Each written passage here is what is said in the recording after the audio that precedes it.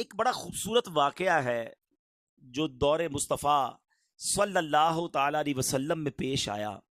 ماجرا کچھ یوں تھا کہ میرے آقا مدینے والے مصطفیٰ صلی اللہ تعالی علیہ وسلم اپنے صحابہ کے ساتھ کسی سفر پر جا رہے تھے۔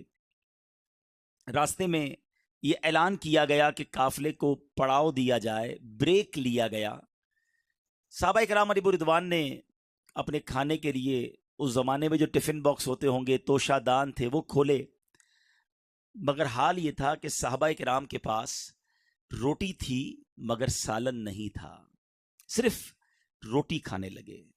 اب ذرا سوچئے کہ یہ وہ لوگ ہیں جو میرے آقا کے ساتھی ہیں اور یہ غزوے میں شرکت کے لیے جا رہے تھے، جان دینے کے لیے گویا جا رہے ہیں، مگر حال یہ ہے کہ صرف روٹی ہے، سالن نہیں ہے۔ مگر زبان پر شکوہ نہیں تھا، شکایت نہیں تھی، کمپلین نہیں تھی۔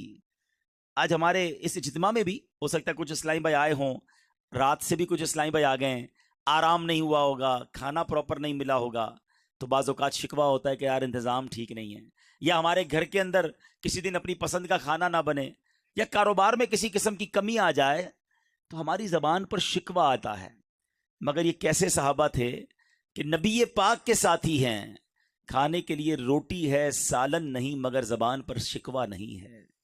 زبان پر شکوائے رنجو علم لایا نہیں کرتے، زبان پر شکوائے رنجو علم لایا نہیں کرتے، نبی کے نام لیوا غم سے گھبرایا نہیں کرتے۔ اب کیا ہوا؟ اب دیکھیں جو صبر کرتا ہے نا، اس کی مدد کیسے کی جاتی ہے۔ اب ہوا کیا کہ پیارے آقا علیہ الصلوۃ والسلام کی بارگاہ میں شہد کی مکھی حاضر ہوئی اور نبی پاک کے مبارک کانوں کے پاس آ کر بھنبھنانے لگی۔ آپ نے دیکھا ہوگا شہد کی مکھی کی آواز کچھ نارمل مکھی کی آواز سے ہٹ کر ہوتی ہے۔ اچھا، صحابہ کرام علیہ رضوان کا عقیدہ دیکھو۔ صحابی کہتے ہیں حضور یہ شہد کی مکھی آپ کی بارگاہ میں کیا عرض کر رہی ہے؟ اللہ اکبر! یعنی صحابہ جانتے تھے کہ میرے آقا سب کی بولیاں جانتے ہیں، جو ہو چکا ہے جو ہوگا حضور جانتے ہیں۔ تو نبی پاک علیہ الصلوۃ والسلام نے فرمایا یہ شہد کی مکھی مجھے عرض کر رہی ہے کہ حضور آپ کے صحابہ ہمارے علاقے میں آئے ہیں، روٹی ہے اور کھانے کے لیے ان کے پاس سالن نہیں، ہم شہد کی مکھیوں میں یہ بے چینی پائی جا رہی ہے۔ حضور قریب ہی ہم نے ایک شہد کا چھتا بنایا ہوا ہے، ہم تو اٹھا کر نہیں لا سکتی، آپ کسی صحابی کو ہمارے ساتھ بھیجیں، وہ شہد لے آئیں تاکہ آپ کے صحابہ روٹی کے ساتھ شہد کھانے لگیں۔ پیارے آقا علیہ الصلوۃ والسلام نے مولا علی شیر خدا کرم اللہ تعالی وجہ الکریم سے ارشاد فرمایا کہ اے علی جاؤ اور جا کر شہد کا چھتا لے آؤ۔ مولا علی جاتے ہیں اور شہد کا چھتا وہ لے کر آتے ہیں۔ اب وہ صحابہ جو تھوڑی دیر پہلے صرف روٹی کھا رہے ہیں، اب اس روٹی کے ساتھ صاف شفاف میٹھا لذیذ شہد کھانے لگ گئے۔ وہی مکھی یا کوئی اور مکھی پھر بھنبھنانے لگی۔ صحابی نے عرض کی حضور اب کیا کہہ رہی ہے؟ آقا علیہ الصلوۃ والسلام نے فرمایا میں نے اس سے سوال کیا ہے، یہ اس کا جواب دے رہی ہے۔ سبحان اللہ! ایک تو نبی پاک اس مکھی کی بولی سمجھ بھی رہے ہیں اور میرے آقا گفتگو بھی فرما رہے ہیں۔ آقا علیہ الصلوۃ والسلام نے سوال کیا یہ تو بتاؤ شہد بناتی کیسے ہو؟ یہ حدیث پاک کا اس واقعے کا میں خلاصہ عرض کر رہا ہوں۔ وہ مکھی کہتی حضور ہم جو ہے وہ مختلف باغات میں جاتے ہیں، پھولوں کا رس چوستی ہیں، اور ہمارا ایک پورا گروپ ہوتا ہے، پورا ایک قافلہ ہوتا ہے، اور جب اب وہ رس چوس کر ہم شہد بناتی ہیں۔ نبی پاک علیہ الصلوۃ والسلام نے بڑا کمال کا سوال فرمایا، اچھا آپ کو بھی یہ ایکسپیرینس ہوا ہوگا کہ کبھی کبھی گلاب کی پتی ہم کھائیں تو وہ تو کھائی جاتی ہے، مگر چنبیلی یا اور باقی پھول تو بڑے کڑوے ہوتے ہیں۔ آقا نے فرمایا کہ پھولوں کا رس تو کڑوا بھی ہوتا ہے، کسیلا بھی ہوتا ہے، پھیکا بھی ہوتا ہے، یہ سب مل ملا کر شہد جیسا میٹھا کیسے ہو جاتا ہے؟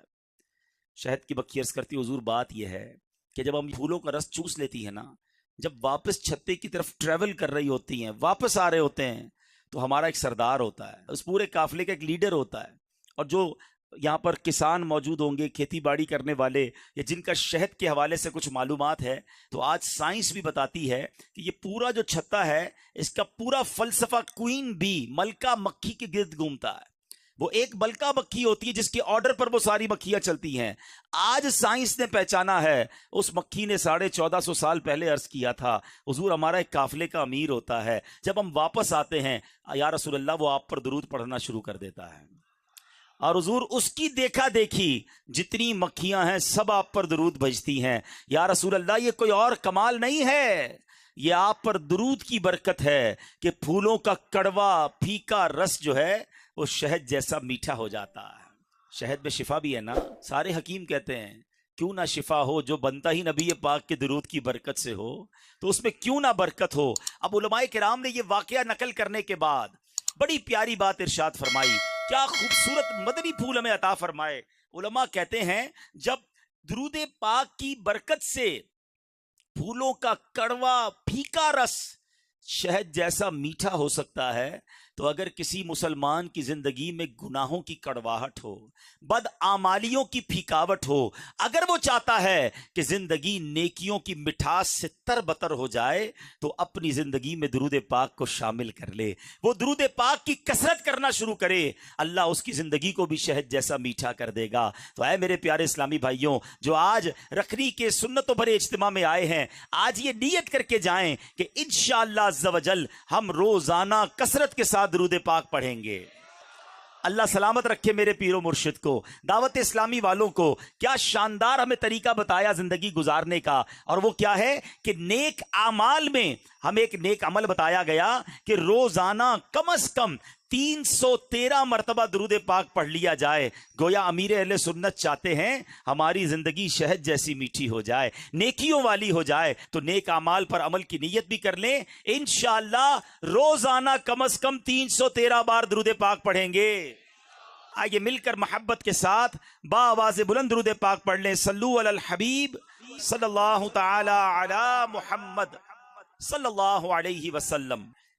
پیارے اسلامی بھائیوں اور مدنی چینل کے ناظرین، آج جس موضوع پر سنتوں بھرے بیان میں نے آپ سے کچھ باتیں عرض کرنی ہے، آج ایک ایسی حقیقت پر بات کریں گے کہ جو دنیا کا ہر مذہب مانتا ہے، دنیا کی ہر قوم جانتی ہے، مرد ہو یا عورت، بوڑھا ہو یا جوان، پڑھا لکھا ہو یا جاہل، پاکستانی ہو یا افریقی، امریکی ہو یا یورپی، کسی بھی رنگ و نسل سے تعلق رکھتا ہو، کسی بھی مذہب سے تعلق رکھتا ہو، دنیا میں یہ ایک ایسی حقیقت ہے جس کو کوئی نہیں ٹھکراتا، ہر بندہ عقل والا ہے وہ مانتا ہے۔ اور وہ حقیقت کیا ہے؟ وہ حقیقت ہے موت، وہ حقیقت ہے ڈیتھ۔ ہم سب نے مرنا ہے، یہ سب جانتے ہیں۔ کوئی مذہب، کوئی انسان یہ نہیں کہتا کہ نہیں جناب مرنا نہیں ہے، سب کو پتا ہے کہ جو دنیا میں آیا ہے اس نے مرنا ہے۔ لیکن عجب بات یہ ہے کہ اس پر بات بہت تھوڑی کی جاتی ہے، اس کا ذکر بہت تھوڑا کیا جاتا ہے۔ ہم زندگی کے بارے میں تو بہت بات کرتے ہیں، بچپن میں کیا کیا، بڑھاپے میں کیا کریں گے، جوانی کیسے گزارنی ہے، بہت ساری پلاننگز پر ڈسکس ہوتی ہیں۔ مثال دیتا ہوں، کسی کو 10 15 20 دن کے لیے کہیں جانا ہو، اس کے لیے بڑی باتیں ہوتی ہیں، سامان کون سا ہوگا، لے کر کیا جانا ہے، کرنسی کون سی لے جانی ہے، بیرون ملک جانا ہو تو ویزا کی تیاری مہینوں پہلے سے شروع ہوتی ہے۔ یاد رکھیں دنیا کا سفر اس کی ڈیٹ ہم ڈیسائیڈ کرتے ہیں، کب جانا ہے، کتنے دن کے لیے جانا ہے ہم طے کرتے ہیں، اور پھر اس کی تیاری کا وقت بھی ہمیں پتا ہوتا ہے۔ مگر جس سفر کی میں بات کر رہا ہوں اس کی ڈیٹ طے تو ہے مگر پتا نہیں ہے، ہاں وقت طے ہے ہمیں معلوم نہیں ہے، لیکن اس کی تیاری کے لیے کوئی تیار بھی نہیں ہے، اس کے لیے بات کرنے کے لیے کوئی تیار نہیں ہے۔ کبھی ایسا ہوتا ہے ہم دوستوں میں بیٹھیں اور بیٹھ کر یہ بات کریں کہ یار مرنا بھی ہے، اس کی کیا تیاری کرنی ہے، قبر میں کیا ہوگا، آخرت میں کیا ہوگا، اس کے لیے میں نے کیا سامان تیار کیا ہے۔ زیادہ موت پر بات کرو تو لوگ کہتے ہیں یار آپ موت کی بات نہ کیا کریں، حالانکہ موت ایک ایسی حقیقت ہے جو آنی ہے۔ عربی میں ایک شاعر لکھتے ہیں، الموت باب کل نفس داخلوہا، موت ایک ایسا دروازہ ہے جس سے ہر ذی روح کو گزرنا ہے۔ الموت قدح کل نفس شاربوہا، موت ایک ایسا جام ہے جو سب نے پینا ہے، کوئی ایسا نہیں جس نے مرنا نہیں ہے۔ جو دنیا میں آیا ہے اس نے مرنا ہے، لیکن عجب بات یہ ہے کہ اس کی تیاری یا اس پر گفتگو کرنے کے لیے کوئی تیار نہیں ہوتا۔ اے پیارے اسلامی بھائیوں، یہ زندگی تو تھوڑی ہے نا، وہ زندگی بڑی ہے۔ اس دنیا میں کم رہنا ہے، اس دنیا میں زیادہ رہنا ہے، تو پھر کیوں نہ ادھر کی بات کریں۔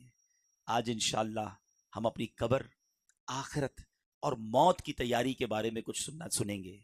یاد رہے کہ وقت بھی مقرر ہے اور مقام بھی مقرر ہے. کبھی کبھی آپ کے ساتھ ایسا ہوتا ہوگا, ہم سب کے ساتھ ہوتا ہے کہ ہم کہیں سفر پہ ہوتے ہیں, راستے میں ہوتے ہیں, گھر سے نکلتے ہیں, اچانک کوئی ایکسیڈنٹ ہوتے ہوتے رہ جاتا ہے ہمارا ہی ہے, بالکل قریب سے گاڑی گزرتی ہے یا ہم روڈ پار کر رہے ہوتے بچ جاتے ہیں, گرتے گرتے بچ جاتے ہیں اور ہم کہتے ہیں یار آج میں بچ گیا.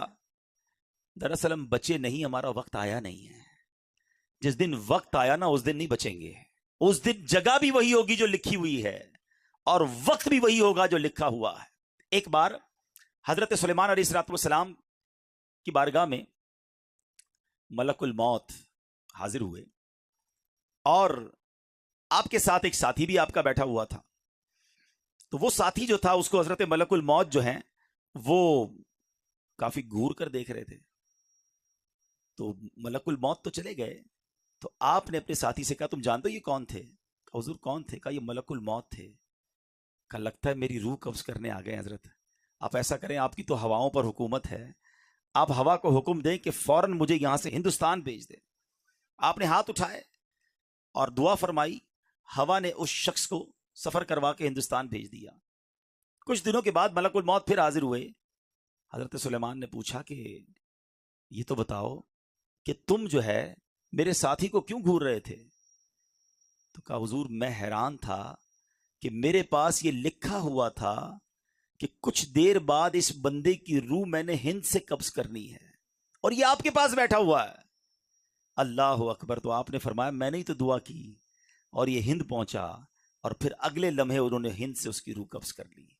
تو اس کا مطلب یہ ہوا کہ وقت بھی لکھا ہوا ہے اور مقام بھی طے ہے. یہ آگے پیچھے نہیں ہو سکتا ہے, ہمیں نہیں پتا ہے. ہو سکتا ہے آج ہم میں سے کسی کی موت ہو جائے. اس بات کو تو آپ مانتے ہیں نا کہ ہم میں سے کوئی آج بھی دنیا سے جا سکتا ہے. کوئی ہے جس کے پاس یہ گارنٹی ہو کہ گھر تک خیر سے پہنچوں گا؟ کسی کو نہیں پتا. آگاہ اپنی موت سے کوئی بشر نہیں, سامان 100 برس کا ہے, پل کی خبر نہیں. لیکن کمال یہ ہے کہ پل کی خبر نہیں ہے مگر کل کی پلاننگ ہے, برسوں کی پلاننگ ہے, مرنے کی پلاننگ نہیں ہے. حالانکہ جس قبر میں اور آپ جائیں گے وہاں کیا کچھ ہوگا, ایک واقعہ آپ کو سناتا ہوں. بڑا رکت انگیز واقعہ ہے اور اس واقعے سے ہمیں بہت سارے عبرت کے مدنی پھول سیکھنے کو ملیں گے.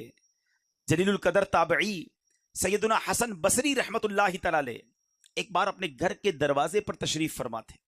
وہاں سے ایک جنازہ گزرا, آپ بھی اٹھے اور جنازے کے پیچھے چل دیے. جنازے کے نیچے ایک چھوٹی بچی زارو کتار دوڑتی ہوئی اس جنازے کے ساتھ ساتھ جا رہی تھی اور کہہ رہی تھی اے بابا جان, آج مجھ پر وہ وقت آیا ہے کہ پہلے کبھی نہ آیا تھا. حضرت سیدنا حسن بصری رحمت اللہ تعالی علیہ نے جب یہ درد بھری آواز سنی تو آنکھیں اشکبار اور دل بے قرار ہو گیا. دستے شفقت اس یتیم بچی کے سر پر پھیرتے ہوئے آپ نے فرمایا بیٹی تم پر نہیں, تمہارے مرحوم بابا جان پر وہ وقت آیا ہے جو آج سے پہلے ان پر کبھی نہ آیا تھا. دوسرے دن آپ نے دیکھا کہ وہی چھوٹی بچی آنسو بہاتی ہوئی قبرستان کی طرف جا رہی ہے. باپ سے بڑی محبت تھی, اس سے رہا نہیں جا رہا تھا, وہ قبرستان جا رہی ہے. سیدنا حسن بصری رحمت اللہ تعالی علیہ بھی حصول عبرت کے لیے اس بچی کے پیچھے پیچھے قبرستان کی طرف چل دیے. جب قبرستان پہنچ کر وہ چھوٹی بچی اپنے والد مرحوم کی قبر سے لپٹ گئی, حضرت سیدنا حسن بصری جھاڑیوں کے پیچھے بیٹھ گئے, چھپ گئے کہ دیکھوں یہ بچی کیا کہتی ہے. وہ چھوٹی بچی اپنے رخسار اپنے بابا جان کی قبر کی مٹی سے لگا کر کہتی ہے اے بابا جان, آپ نے اندھیرے میں چراغ اور غم خار کے بغیر قبر کی پہلی رات کیسے گزاری؟ اے بابا جان, کل رات تو میں نے گھر میں آپ کے لیے چراغ جلایا تھا, آج رات قبر میں چراغ کس نے روشن کیا ہوگا؟ اے بابا جان, کل رات گھر کے اندر میں نے آپ کے لیے بچھونا بچھایا تھا, آج رات قبر میں بچھونا کس نے بچھایا ہوگا؟ اے بابا جان, کل رات گھر کے اندر میں نے آپ کے ہاتھ پاؤں دبائے تھے, آج رات قبر میں آپ کے ہاتھ پاؤں کس نے دبائے؟ اے بابا جان, کل رات گھر کے اندر میں نے آپ کو پانی پلایا تھا, آج رات قبر میں آپ کو کس نے پانی پلایا؟ اے بابا جان, کل میں نے آپ کے جسم پر چادر اڑائی تھی, آج رات آپ کو قبر میں کس نے چادر اڑائی؟ اے بابا جان, کل تو آپ کو جب بھوک لگی تھی تو میں نے آپ کو کھانا پیش کیا تھا, آج رات قبر میں جب آپ کو بھوک لگی تو کس نے کھانا دیا ہوگا؟ سیدنا حسن بصری غم کی ماری اور اس دکھیاری بچی کی یہ باتیں سن کر رو پڑے، قریب آئے اور کہا، بیٹی اس طرح نہیں بلکہ یوں کہو، اے بابا جان، دفن کے وقت آپ کا چہرہ قبلہ رخ کیا گیا تھا، کیا اب بھی آپ کا چہرہ اس حالت پر ہے یا آپ کا چہرہ پھیر دیا گیا ہے؟ اے بابا جان، آپ کو صاف ستھرا کفن پہنایا گیا تھا۔ اے عاشقان رسول، ذرا اپنا سر جھکا کر آنکھیں بند کر کے اپنے بارے میں سوچو، جب ہم قبر میں جائیں گے تو ہمیں بھی ہمارے دوست قبر میں ایک چہرہ تو قبلہ رو کر دیں گے نا، کفن تو صاف ستھرا پہنائیں گے، مگر اس کے بعد کیا ہو سکتا ہے؟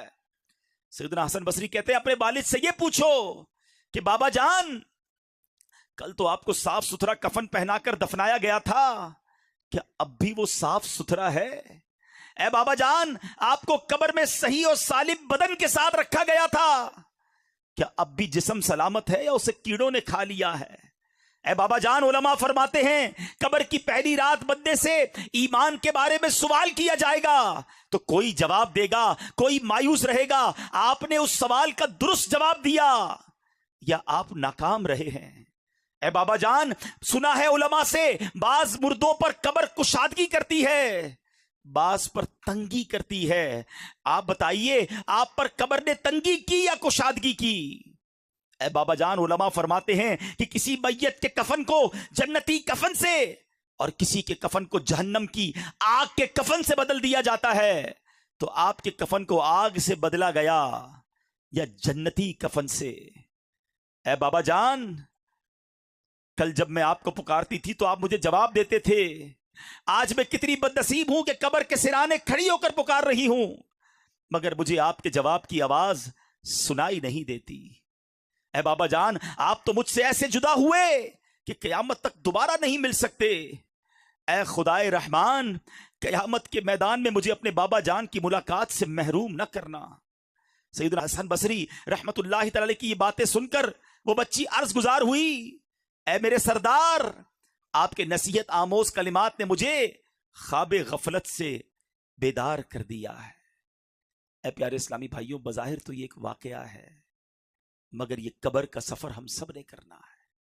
آج ہمارے گھر میں لائٹ جائے تو جنریٹر ہونا چاہیے، پنکھا چلنے کے لیے یو پی ایس ہونا چاہیے، گرمی میں بغیر لائٹ کے جس کو نیند نہ آتی ہو، نرم تکیہ نہ ہو تو نیند نہ آتی ہو، نرم بستر نہ ہو تو جسے نیند نہ آتی ہو، جس کے کمرے میں اگر اندھیرے میں کوئی چھوٹا سا کیڑا آ جائے، کوئی چوہا آ جائے، چھپکلی آ جائے تو جس کی چیخ نکل جاتی ہو، جس کو اکیلے کمرے میں اندھیرے میں ڈر لگتا ہو، ہم جیسا کمزور انسان جب قبر میں جائے گا تو سوچو، وہاں اگر اللہ نہ کرے جہنم کی آگ بھڑکا دی گئی، وہاں اگر اللہ نہ کرے سانپ اور بچھو آ گئے، ادھر تو میرے اور آپ کے جسم پر کوئی کیڑا آئے تو فوراً ہٹا دیتے ہیں، اس وقت تو کیڑے ہوں گے تو بھی بندہ نہیں ہٹا سکے گا، وہ دیکھ رہا ہوگا کہ میرے جسم پر کیڑے رینگ رہے ہیں، مگر یہ طاقت نہیں ہوگی کہ اپنے آپ سے اسے دور کر سکے۔ اے میرے پیارے اسلامی بھائیوں اور مدنی چینل کے ناظرین، آپ کا کبھی نہ کبھی تو قبرستان جانے کا اتفاق ہوا ہوگا نا۔ یہ جو قبریں اوپر سے ساری ایک جیسی دکھائی دیتی ہیں، اندر سے ایک جیسی نہیں ہوتی ہیں۔ دنیا میں اگر آپ کسی ایک کالونی میں جائیں، غریبوں کی آبادی میں جائیں تو مکان دیکھ کر پتہ چل جاتا ہے غریب رہتے ہیں ادھر۔ امیر کے علاقے میں جائیں تو کوٹھیاں دیکھ کر سمجھ آ جاتا ہے کہ ان کوٹھیوں میں امیر اور سکون سے رہنے والے رہ رہے ہیں، مگر قبروں کو دیکھ کر پتہ نہیں چلتا، دکھتی ساری ایک جیسی ہیں مگر ہر قبر کی داستان جدا ہے۔ کوئی تو قبر میں جنت کی نعمتیں لوٹ رہا ہے، کوئی تو قبر میں جلوائے مصطفیٰ میں گم ہے، کسی کی قبر میں تو جنت کی کھڑکی کھلی ہوئی ہے، کوئی تو اپنی قبر میں نم کا نومت العروس کے مزے لوٹ رہا ہے، کسی کو تو قبر ایسے دبا رہی ہے جیسے ماں گود میں اپنے بچے کو پیار سے دباتی ہے۔ مگر اسی قبرستان میں کوئی قبر ایسی بھی ہوتی ہے پیارے اسلامی بھائیوں، جس میں سانپ اور بچھو اس قبر والے کو عذاب دے رہے ہوتے ہیں۔ میرے آقا نے اس طرح انگلیاں کر کے بتایا، عذاب کی ایک صورت سرور کائنات علیہ الصلوۃ والسلام نے اس طرح کر کے بتائی کہ بے نمازی کو قبر ایسے دبائے گی کہ جیسے پسلیاں ٹوٹ پھوٹ کر ایک دوسرے میں پیوست ہو جائیں گی، کسی کو قبر نے چکنا چور کر دیا ہوتا ہے، کسی کی قبر میں جہنم کی کھڑکی کھلی ہوتی ہے، اسی قبرستان میں کسی قبر میں آگ بھڑک رہی ہوتی ہے۔ اشجع الاقرا، حدیث میں اس سانپ کا نام بھی بیان کیا گیا۔ اللہ جس سے ناراض ہو، اشجع الاقرا، اندھا سانپ ہے جو قبر میں مردے کو ڈنک مارے گا تو 70 گز مردہ زمین میں دھس جائے گا۔ یہ عذاب بھی احادیث میں ہی بیان ہوئے، مگر قبرستان جا کر پتہ نہیں چلتا، مگر ان قبروں کے اندر یہ سب کچھ ہو رہا ہوتا ہے۔ ذرا سوچئے، جو رمضان کے روزے جان بوجھ کر برباد کرنے والا تھا، رمضان کی راتوں میں گلیوں کے اندر کرکٹ وغیرہ کھیلوں کے ذریعے مسلمانوں کی عبادتوں یہ نیند میں خلل ڈال کر تکلیف پہنچانے اور دل آزاری اس کا سبب بننے والا تھا، جو روزہ رمضان کا فرض ہونے کے باوجود ادا نہ کرتا، زکوٰۃ فرض ہونے کے باوجود ادائیگی میں بخل کرتا، حرام روزی کمانے والا تھا، سود اور رشوت کا لین دین کرنے والا تھا، لوگوں کے قرضے دبا دینے والا تھا، شراب پینے والا تھا، جوا کھیلنے والا تھا، شراب اور جوئے کے اڈے چلانے والا تھا، مسلمانوں کی بلا اجازت شرعی دل آزاریاں کرنے والا تھا، مسلمانوں کو ڈرا دھمکا کر بھتہ وصول کرنے والا تھا، تاوان کی خاطر مسلمانوں کو اغوا کرنے والا تھا، چوری کرنے والا تھا، ڈاکہ ڈالنے والا تھا، امانت میں خیانت کرنے والا تھا، زمینوں پر ناجائز قبضے کرنے والا تھا، بے بس کسانوں کا خون چوسنے والا تھا، اقتدار کے نشے میں ہو کر لوگوں پر ظلم کرنے والا تھا۔ وہ سوچے کہ جب وہ قبر میں جائے گا تو پھر اس کا کیا حال ہوگا، وہ کیسے اللہ کی بارگاہ میں جواب دے سکے گا، عذاب قبر سے وہ کیسے چھٹکارا پا سکے گا۔ ذرا سوچئے میرے پیارے اسلامی بھائیوں، سیدی اعلیٰ حضرت امام اہل سنت قبر کی اسی رات کے بارے میں ہمیں سمجھا رہے ہیں۔ ارے یہ بھیڑیوں کا بن ہے، شام آ گئی سر پر، کہاں سویا ہے مسافر، ہائے کتنا لا ابالی ہے، اندھیرا گھر اکیلی جان، اندھیرا گھر اکیلی جان، دم گھٹتا دل اکتاتا، خدا کو یاد کر پیارے، وہ ساتھ آنے والی ہے، خدا کو یاد کر پیارے، وہ ساتھ آنے والی ہے، زمین تپتی کٹیلی راہ بھاری بوجھ گھائل پاؤں، مصیبت جھیلنے والے تیرا اللہ والی ہے، نہ چونکا دن ہے ڈھلنے پر تیری منزل ہوئی کھوٹی، ارے او جانے والے نیند یہ کب کی نکالی ہے، بے وفا دنیا پہ مت کر اعتبار، تو اچانک موت کا ہوگا شکار، موت آ کر ہی رہے گی یاد رکھ، جان جا کر ہی رہے گی یاد رکھ، گر جہاں میں 100 برس تو جی بھی لے، قبر میں تنہا قیامت تک رہے، جب فرشتہ موت کا چھا جائے گا، پھر بچا تجھ کو نہ کوئی پائے گا، موت آئی پہلوان بھی چل دیے، کدھر گئے جن کے کرو فر تھے، کدھر گئے جن کے باڈی گارڈ تھے، کدھر گئے جن کی آگے پیچھے لوگ گھومتے تھے، جو کہتے تھے مجھ سے آنکھیں نہ ملایا کرو، میرے سامنے کوئی کھڑا نہیں رہ سکتا، میں چوٹی کی طرح مسل دیتا ہوں، میرے سامنے اونچی آواز میں بات نہ کرنا، تمہارا بیڑا غرق کر دوں گا، تم میرا کچھ نہیں بگاڑ سکتے، جن کے پیر زمین پہ نہیں رہتے تھے وہ آج کدھر گئے، موت آئی پہلوان بھی چل دیے، خوبصورت نوجوان بھی چل دیے، دبدبا دنیا ہی میں رہ جائے گا، زور تیرا خاک میں مل جائے گا، تیری طاقت تیرا فن عہدہ تیرا کچھ نہ کام آئے گا، سرمایہ تیرا۔ بندہ کہتا ہے پیسے ہونے چاہیے، زندگی پرسکون گزرے گی، اتنے پیسہ جمع کر لوں پھر سکون سے جیوں گا، مگر جب قبر میں جائیں گے نا تو کوئی تجوری نہیں ہوگی، کفن میں کوئی جیب نہیں ہوگا، یہ سارا سرمایہ ادھر ہی رہ جائے گا، اور اگر اللہ ناراض ہوا تو میں اکیلا قبر میں کیا کروں گا۔ سوچو، تیری طاقت تیرا فن عہدہ تیرا، اے عہدوں کے پیچھے بھاگنے والوں، کوئی سیٹ مل جائے، کوئی عہدہ مل جائے، ایسی فائل آگے بڑھاؤں کہ چیئرمین بن جاؤں، کسی سوسائٹی کا صدر بن جاؤں، کسی طرح کوئی سیٹ مل جائے، کتنے دن اس کرسی کے مزے کرو گے، तेरी ताकत, तेरा फन, ओहदा तेरा, कुछ न काम आएगा सरमाया तेरा। कब्र रोजाना ये करती है पुकार, सुनो कब्र रोज क्या पुकार रही है, कब्र रोजाना ये करती है पुकार। मुझ में है कीड़े मकोड़े बेशुमार, याद रख मैं हूं अंधेरी कोठड़ी, तुझको होगी मुझ में सुध वहशत बड़ी, मेरे अंदर तू अकेला आएगा।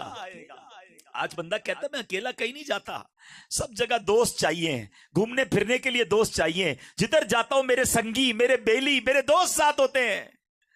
कब्र में कोई साथ नहीं आएगा, हाँ कांधों पर उठाएंगे, कब्र में कब्रिस्तान ले जाएंगे, जब कब्र में लिटाएंगे ना, वही दोस्त जो आज मेरी और आपकी हवा का इंतजाम करते हैं, वही बेटे, वही मुलाजिम जो मुझे और आपको सुकून पहुंचाने की कोशिश करते हैं, जब कब्र में डाल देंगे ना तो कहेंगे जरा सही मिट्टी डालो, देखो कोई सुराख बाकी ना रह जाए, एक रोशनी की राह भी नहीं बाकी रखेंगे, और सब मनो मट्टी डालकर हमें अकेले छोड़कर आ जाएंगे। सुनो कब्र कहती है मेरे अंदर तू अकेला आएगा, मेरे अंदर तू अकेला आएगा, हाँ मगर आमान लेता आएगा।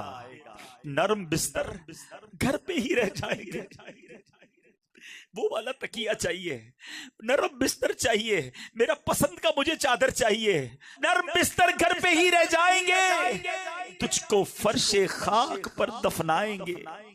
गुप्पदेरी कब्र में जब जाएगा, बेअमल बे इंतहा घबराएगा, काम मालो जर न कुछ आएगा, गाफिल इंसान याद रख पछताएगा, जब तेरे साथी तुझे छोड़ आएंगे, कब्र में कीड़े तुझे खा जाएंगे, कब्र में तेरा कफन फट जाएगा, याद रख नाजुक बदन फट जाएगा। छोटा सा कीड़ा काट लेना, रात मच्छर काट ले तो नींद नहीं आती, बिस्तर में खटमल घुस जाए तो चैन नहीं आता है, एक डंक मारने के बाद हम कितने दिनों तक एलर्जी की दवाएं खाते रहते हैं। जरा सोचो जब जिस्म फटेगा तेरा एक एक बाल तक झड़ जाएगा, खूबसूरत जिस्म सब सड़ जाएगा, आह उबल कर आंख भी बह जाएगी, खाल उधड़कर कब्र में रह जाएगी,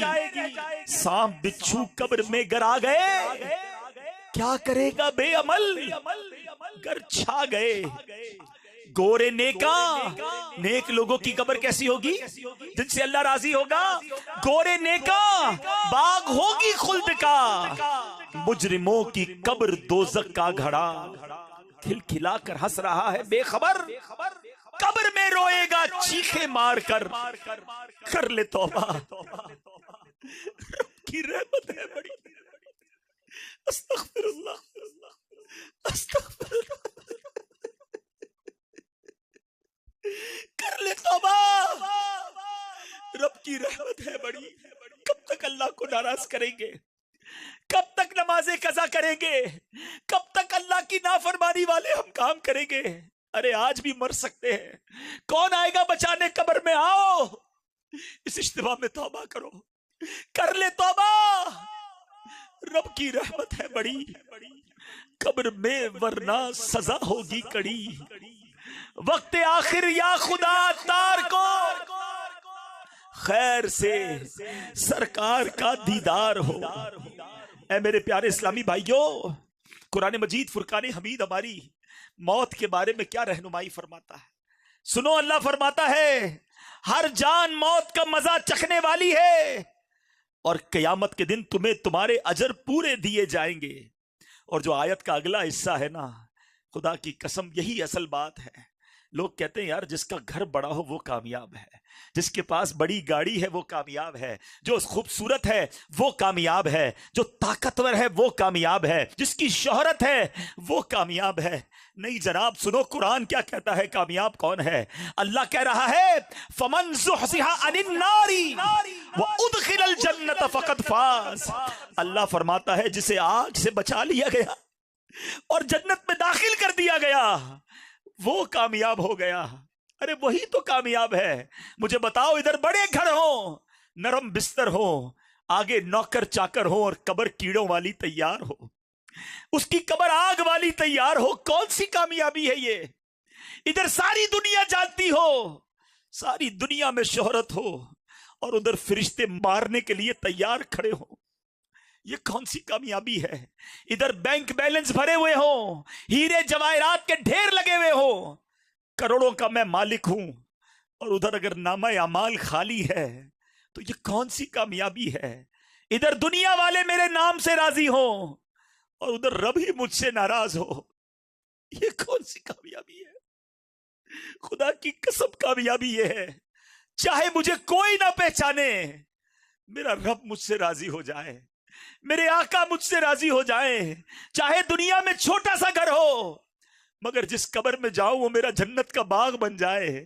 کامیابی تو یہ ہے، چاہے دنیا میں سختیوں والی زندگی گزرے مگر قیامت کے دن مجھے اللہ کے عرش کا سایہ مل جائے۔ اصل کامیابی تو وہ ہے، ارے چاہے یہاں میرے اکاؤنٹ میں پیسے تھوڑے ہو جائیں مگر میرے نیکیوں کا اکاؤنٹ بھرا ہوا ہو، میرے نامہ اعمال میں نیکیاں زیادہ ہوں۔ اصل کامیابی تو یہ ہے، چاہے مجھے یہاں بڑی بڑی محفلوں میں، بڑے بڑے پروگراموں میں، بڑی جگہوں پہ نہ بلایا جاتا ہو مگر جب قیامت کے دن جنت میں جانے والوں کا اعلان ہو اور میرا نام پکارا جائے کہ میرے بندے کھڑا ہو اور جنت میں چلا جا، جسے آگ سے بچایا گیا۔ پھر سنو یہ آیت کا جز، خدا کی قسم یہ یاد کر لو کہ کامیاب کون ہے۔ قرآن بتا رہا ہے، اللہ فرماتا ہے فَمَنْ زُحْزِحَ عَنِ النَّارِ وَأُدْخِلَ الْجَنَّةَ فَقَدْ فَازَ۔ اللہ فرما رہا ہے جو آگ سے بچا کر جنت میں داخل کر دیا گیا وہی کامیاب ہے۔ اللہ آج کے اجتماع میں ہم تجھ سے دعا کرتے ہمیں آگ میں مت ڈالیو مالک۔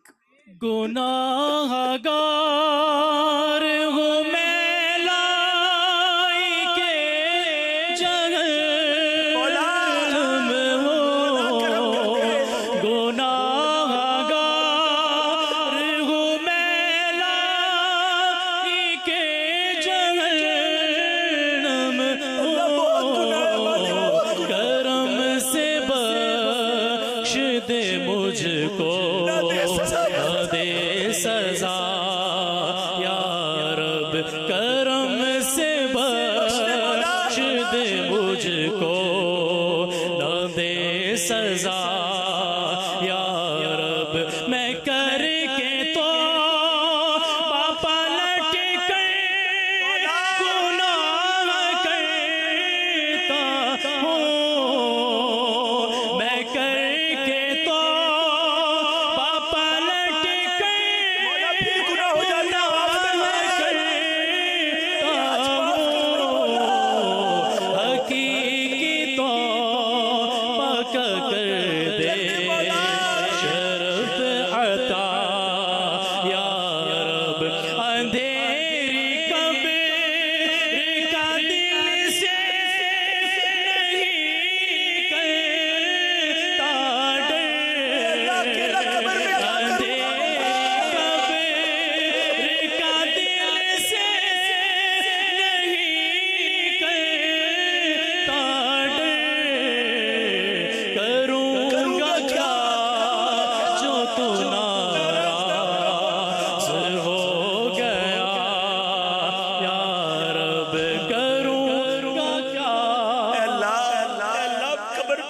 مارے جائیں گے، پھنس جائیں گے مولا، بڑے گناہ ہیں، آج اقرار کرتے ہیں گناہگار ہیں، اور آج تجھ سے وعدہ بھی کریں گے مولا، بڑے گناہ کر لیے، بڑی خطائیں کر لی، آج آگئے تیرے دربار میں، آج ہم سب کی گناہ معاف فرما دے۔ کتنے خوش نصیب ہوں گے جن کو آگ سے بچا کر جنت میں داخل کر دیا جائے گا۔ اللہ قیامت میں جن خوش نصیبوں کو تو آگ سے بچا کر، جہنم سے بچا کر جنت میں داخل کرے، ان خوش نصیبوں میں ہمارا نام بھی شامل فرما دے۔ اے میرے پیارے اسلامی بھائیوں، خدا را موت کی تیاری کرنی ہے، ہم نے بہت گناہ کر لیے، بہت اللہ کو ناراض کر لیا ہے۔ کب تک ناراض کرتے رہو گے؟ کب تک اللہ کی نافرمانی کرتے رہیں گے؟ کب تک نمازیں قضا کرتے رہو گے؟ کب تک حرام کماتے رہو گے؟ کب تک حرام دیکھتے رہیں گے؟ خدا را میرے پیارے اسلامی بھائیوں، مدری چینل کے ناظرین، اگر میرا کوئی بھائی مدری چینل کے ناظرین میں سے کوئی بھی ایسا جو نماز قضا کر رہا ہے، جو روزوں میں غفلت کر رہا ہے، جو اپنی زکوٰۃ پوری ادا نہیں کرتا، جو حرام روزی کماتا ہے، خدا نہ خواستہ کسی پر ظلم کر رہا ہے، کسی کا مال دبایا ہوا ہے، کسی کی زمین پر قبضہ کیا ہے، آج بدل کر جانا ہے۔ کیا پتہ یہ زندگی کا آخری موقع ہو، اللہ نے موقع دیا ہے آج توبہ کرنے کا۔ ہم نے علماء سے سنا ہے کہ جہاں 40 مومن جمع ہو جائیں وہاں اللہ کا ایک ولی ہوتا ہے۔ پتہ نہیں کتنے اولیاء کرام بیٹھے ہوں، کتنے اللہ کے نیک بندے بیٹھے ہوں۔ آج آئے ہو نا، آج اللہ سے معافی مانگ کر جانا۔ دیکھو دنیا میں نا ہم ماں باپ سے زیادہ تو کوئی نہیں چاہتا نا، لیکن بندہ ماں باپ کو بھی زیادہ ستائے نا تو ماں باپ بھی گھر سے نکال دیتے ہیں، مگر میرا مالک ماں باپ سے بھی زیادہ چاہنے والا ہے، وہ اس سے بھی زیادہ کریم ہے، وہ ہمارے گناہ چھپا رہا ہے۔ کتنے گناہ ہیں جو ہمیں ہی پتہ ہے، لوگوں کو نہیں پتا، اس نے ہمارے عیب چھپائے ہوئے ہیں۔ سوچو اگر ہمارے عیب کھل جائے، ہمیں کوئی منہ نہ لگائے، اتنا کریم مولا، ہم اس کو ناراض کریں؟ نہیں میرے پیارے اسلامی بھائیو، آج اللہ سے سچی توبہ کر کے جانا ہے۔ وہ ایسا کریم ہے کہ اگر سچی توبہ کر لے وہ پچھلے سارے گناہ معاف فرما دیتا ہے۔ تو کریم ہی جو ٹھہرا، تو کرم کے کیا ٹھکانے، تو کریم ہی جو ٹھہرا تو کرم کے کیا ٹھکانے، تو نوازنے پہ آئے تو نواز دے زمانے۔ اللہ آج تیری اسی قریبی بارگاہ کو پکارنے جمع ہوئے ہیں۔ رحمت دا دریا الہی، ہر دم وگدا تیرا، رحمت دا دریا الہی،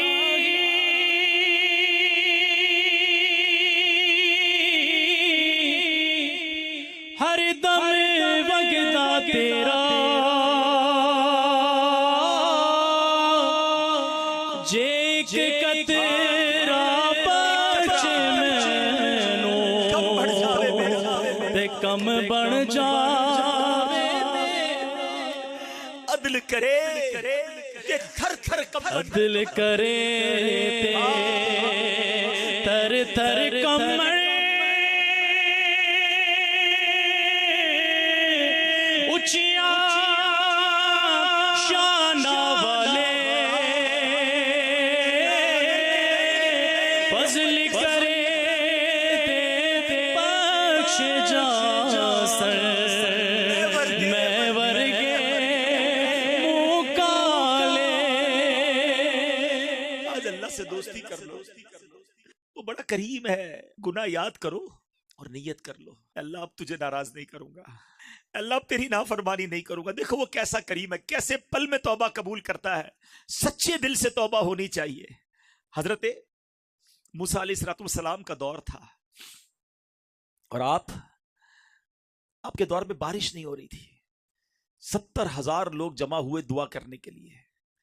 جب اجتماع ہوا، دعا ہونے لگی، حضرت موسیٰ بھی اس اجتماع میں موجود ہیں اور دعا ہو رہی ہے، مولا بارش برسا دے۔ بارش نہیں ہو رہی۔ حضرت موسیٰ نے عرض کی، مولا دعا کر رہے ہیں بارش نہیں ہو رہی۔ کہ موسیٰ اس پورے مجمع میں ایک بندہ ایسا ہے جو پچھلے 40 سال سے میری نافرمانی کر رہا ہے۔ اے موسیٰ وہ بندہ جب تک تمہارے اندر ہے نا بارش نہیں ہونی۔ حضرت موسیٰ نے کہا مولا پھر؟ حضرت موسیٰ کہا یا اللہ اتنا سارا مجمع ہے، میری آواز کیسے پہنچے گی اس تک؟ فرمایا تم آواز لگاؤ، میرا کام پہنچانا ہے۔ حضرت موسیٰ کھڑے ہو گئے، کہا ہے وہ شخص جو 40 سال سے اللہ کی نافرمانی کر رہا ہے، اس مجمع سے نکل جا، تو وہ ہے جس کی وجہ سے بارش نہیں ہو رہی۔ وہ بندہ سمجھ تو گیا اعلان میرے لیے ہو رہا ہے، مگر سوچنے لگا اگر میں کھڑا ہو گیا تو پورے شہر کو پتہ چل جائے گا کہ میں ہوں وہ نافرمان۔ کبھی دائیں دیکھتا کبھی بائیں دیکھتا، شاید کوئی کھڑا ہو جائے، کوئی کھڑا نہیں ہوا۔ اب اس بندے نے پتہ کیا کیا، سر جھکایا اور دل ہی دل میں اللہ سے کہنے لگا یا اللہ آج معاف کر دے، میں مانتا ہوں 40 سال سے تجھے ناراض کر رہا ہوں، مولا آج معاف کر دے، آج کے بعد تجھے ناراض نہیں کروں گا، آج عزت رکھ لے مالک، آج کھڑا ہو گیا پورے شہر کو پتہ چل جائے گا میں ہی وہ بدبخت ہوں۔ دیکھو میرا مالک کیسے پردے ڈالتا ہے۔ بادل آئے اور بارش برسنا شروع ہو گئی۔ حضرت موسیٰ نے کہا مولا بندہ تو کوئی نہیں گیا۔ کھڑا تو کوئی نہیں ہوا، یا اللہ یہ بارش کیسے ہو گئی؟ حضرت موسیٰ سے رب فرماتا ہے موسیٰ میرے اس بندے نے مجھ سے دوستی کر لی ہے، 40 سال کی نافرمانی، ایک بار دل سے پکارا تھا بس۔ حضرت موسیٰ نے کہا یا اللہ اب مجھے تیرے دوست سے ہی ملا دے، پتہ تو چلے وہ کون ہے جس کی وجہ سے بارش ہوئی۔ سنو کیا فرمان الہی ہوتا ہے۔ اللہ فرماتا ہے موسیٰ جب وہ میرا نافرمان تھا میں نے تب اس کے عیب چھپائے تھے، اب تو میرا فرما بردار ہو گیا، میں کیسے تجھے بتا دوں وہ کون ہے؟ ایسا مالک ایک بار دل سے پکارو وہ معاف کر دیتا ہے، مگر ہم ہیں کہ اس کی رحمت کی طرف نہیں آتے ہیں، ہم اس کی بارگاہ میں سر نہیں جھکاتے۔ ایک بار حضرت عمر فاروق رضی اللہ تعالیٰ عنہ کا دور ہے، ایک شرابی شراب کی بوتل لے کر جا رہا ہے، آپ نے اسے روکا، بتاؤ کیا ہے اس بوتل میں؟ اب ذرا غور کیجئے، بندہ سامنے ہے، ہاتھ میں شراب کی بوتل ہے، کتنا فرق ہے؟ وہ بندہ ڈرتے ڈرتے کہتا ہے حضور سرکہ ہے، شراب کی بوتل میں کہتا ہے سرکہ ہے۔ حضرت عمر نے کہا مجھے دکھاؤ۔ حضرت عمر کا ایک جلال ہے، آپ کا ایک روب ہے، اب وہ سمجھ گیا کہ آج تو پکڑا گیا، مارا گیا، سوچے کتنا وقفہ ہوگا۔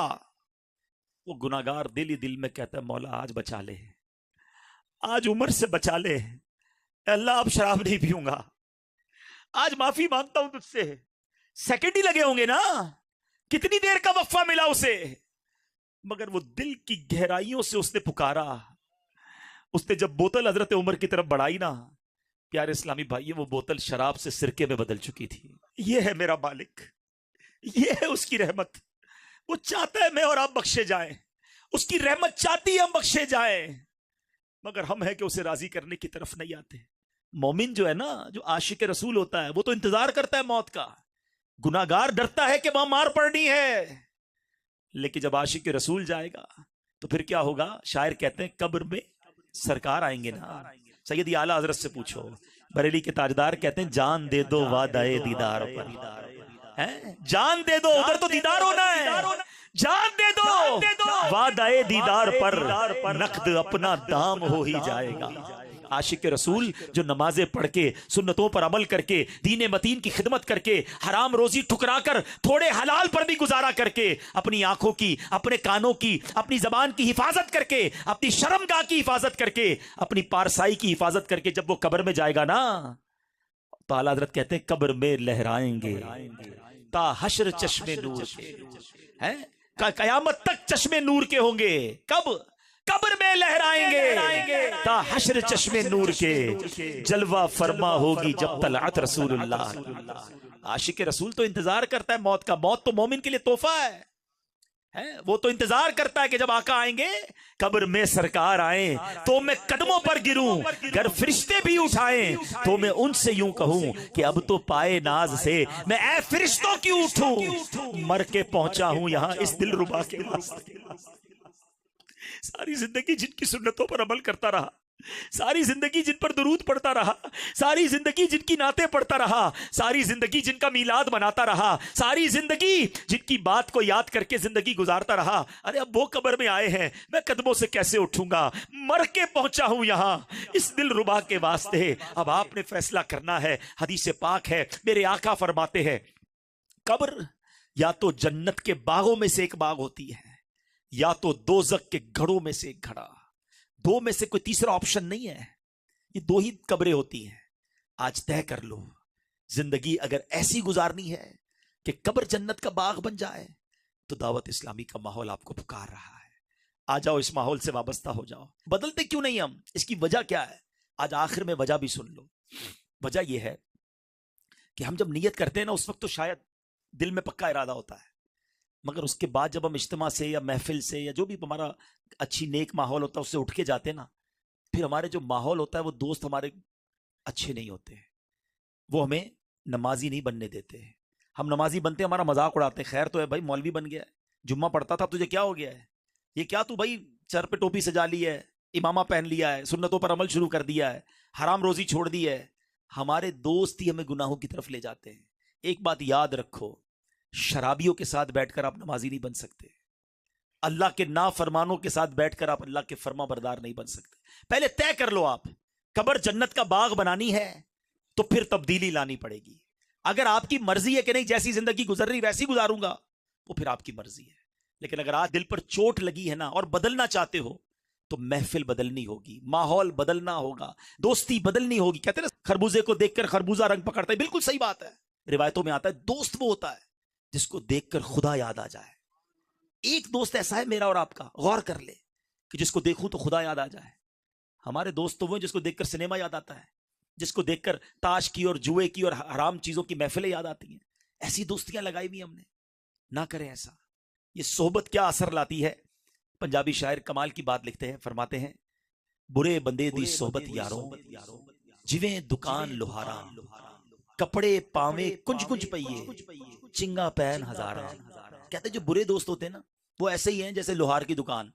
لوہار کی دکان پہ جائیں, کپڑے کتنے ہی بچا لیں, یا تو کپڑوں پہ بدبو آ جائے گی یا اس میں کوئی نہ کوئی چنگاری جو ہے سوراخ کر دے گی. ہم کہتے نہیں یار میں تاش نہیں کھیلتا, میں جوا نہیں کھیلتا, میں شراب نہیں پیتا, میں حرام کام نہیں کرتا, دوست کرتے, میں تو صرف بیٹھا ہوتا ہوں ان کے ساتھ. اللہ کے بندو ادھر بیٹھ رہے ہو جدھر اللہ کی لعنت برس رہی ہے, اور کہتے ہو میں صرف بیٹھتا ہوں. یہ تمہارے جسم میں تمہارے اعمال میں چنگاریاں سوراخ کر دیں گی. اور وہی شاعر اگلا جملہ کیا کہتے ہیں, بھلے بندے دی صحبت یاروں جویں دکان تاراں. اچھے بندے کی صحبت کیسی ہے, جیسے عطر والے کی دکان. آپ عطر والے کی دکان پہ جاتے ہیں, پیسے خرچ کریں نہ کریں فری میں عطر لگا دیتا ہے, نہیں لگاتا تو بھی خوشبو تو آ جاتی ہے نا. بھلے بندے دی صحبت یاروں جویں دکان تاراں, سودا بھاوے ملے نہ لئیے ملے آن ہزاراں. پیسے خرچ کریں نہ کریں خوشبو پھر بھی مل جاتی ہے. یہ اس اجتماع کی برکت ہے. مل رہی ہے نا خوشبو, آ رہی ہے نا سنتوں کی بہار. یہ ہے اچھے بندوں کی صحبت. چینج کیجیے اپنی صحبت, اور اپنی صحبتیں, اپنی دوستیاں, اپنا اٹھنا بیٹھنا نیک لوگوں کے ساتھ رکھیے. اور یہ دعوت اسلامی والا ماحول واقعی نیک لوگوں کا ماحول ہے. بڑے ایک سے ایک نیک اسلامی بھائی ہیں اس میں. دعوت اسلامی میں بھی کوشش کریں اس کے قریب ہو جائیں جو نیک اعمال کا عامل ہو, جو مدنی قافلوں کا مسافر ہو, جو خوف خدا والا ہو, عشق رسول والا ہو. اس کے قریب بیٹھو تو مدینہ یاد آ جائے. انشاءاللہ ایسی صحبت اختیار کر لو تو پھر اللہ نے چاہا تو ہم بھی بدل جائیں گے. تو آج سارے میرے بھائی نیت کر لیں, آج کے بعد ہماری کوئی نماز قضا نہیں ہوگی. ایسا نعرہ لگائیں کہ شیطان بھی ادھر سے بھاگ جائے. آج کے بعد ہماری کوئی نماز قضا نہیں ہوگی انشاءاللہ. رمضان کے پورے روزے رکھیں گے, فلمیں ڈرامے نہیں دیکھیں گے, گانے باجے نہیں سنیں گے, حرام روزی کے قریب بھی نہیں جائیں گے, بے حیائیوں کی محفل میں نہیں جائیں گے, شراب اور نشے سے دور رہیں گے, کسی پر ظلم نہیں کریں گے. اللہ پاک ہم سب کو عمل کرنے کی توفیق بھی عطا فرمائے, استقامت بھی نصیب فرمائے.